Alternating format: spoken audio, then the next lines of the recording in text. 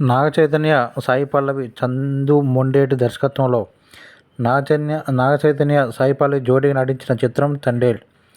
అల్లు సమర్పణలో గీతా ఆర్ట్స్పై బన్నీ వాసు నిర్మించిన ఈ చిత్రం ఫిబ్రవరి 7న విడుదల కానుంది.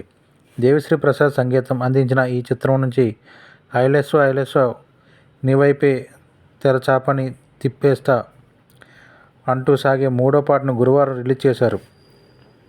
శ్రీమణి సాహిత్యం అందించిన ఈ పాటని శ్రేయా ఘోషాల్, నకాష్ అజీజ్ పాడారు.